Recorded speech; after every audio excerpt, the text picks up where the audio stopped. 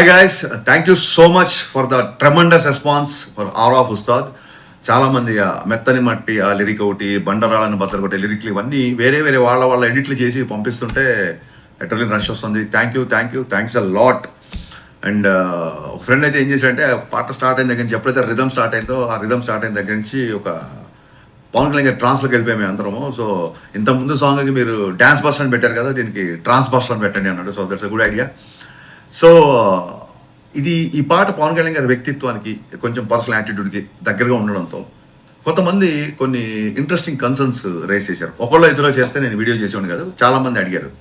So వాళ్ళ doubt ఏంటంటే, అన్న సినిమాలో పొలిటికల్ డైలాగ్స్ ఉంటాయా, పొలిటికల్గా రెఫరెన్స్లు కానీ అలాంటి డైలాగులు ఉంటాయా అని చెప్పి అడిగారు. సో ఈ విషయాన్ని క్లియర్గా చెప్పాల్సింది ఏంటంటే, డే 1 నుంచి పవన్ కళ్యాణ్ గారు సినిమాలాగా, సినిమా అంటే వినోదం, సినిమా వేరు పాలిటిక్స్ వేరు అనేది ఆయన డే 1 నుంచి మాకు అందరూ క్లియర్గా చెప్పారు. ఆయన కూడా అదే ఫాలో అవుతారు. అందుకే చూడండి, సిద్ధాంతపరంగా విభేదాలు ఉన్నా సరే పవన్ కళ్యాణ్ గారు వకీల్ షాప్లో కానీ ఓజీలో కానీ ప్రకాష్ రాజ్ గారితో యాక్ట్ చేశారు. ఎందుకు యాక్ట్ చేశారంటే ఆయన పాలసీ పరమైన పోరాటం తప్ప పర్సనల్ పరమైన పోరాటం, పర్సనల్ అటాకింగ్ ఆయన ఎప్పుడు ఏం చేయడు.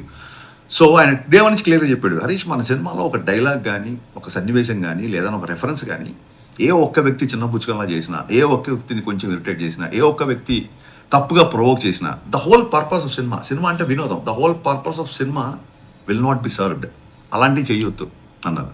సో ఇప్పుడు గాజు డైలాగ్ ఉందంటే బ్రేక్ అయినా సరే అది పదునుగా ఉంటుంది, ఇంకా ఫైట్ చేస్తుంది అన్నట్టుగా మన హీరోకి ఎలివేషన్ ఉంటుంది తప్ప ఇంకోళ్ళని తక్కువ చేయడం కానీ, ఇంకోళ్ళ మీద సెటైర్లు కానీ, ఎటకారాలు కానీ లేవు, ఉండవు.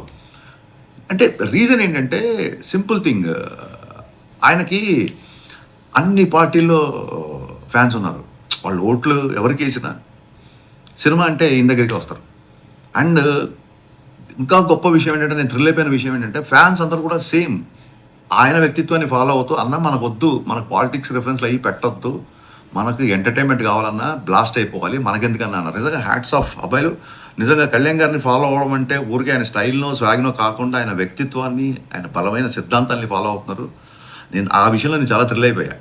సో ప్రతి ఒక్కళ్ళు ఈ సినిమాకి వచ్చి ప్రశాంతంగా ఎంజాయ్ చేసేలాగా ఉంటుంది. సో ఏ ఒక్క వ్యక్తినో, ఏ ఒక్క పార్టీనో, ఏ ఒక్క వర్గాన్నో చిన్నపుచ్చుకోలా కానీ, కించపరిచేలాగా కానీ, వెటకారపు ధోరణులు కానీ ఎక్కడా సినిమాలో ఉండదు. అందరూ కలిసి ఎంజాయ్ చేయాలని ఈ సినిమా యొక్క ముఖ్య ఉద్దేశం. సో గైస్, బట్ ఏమాట కామాట హీరో గారిని ఎలివేట్ చేసే డైలాగులు కానీ, ఆయన పర్ఫార్మెన్స్ కానీ బద్దలైపోతుంది.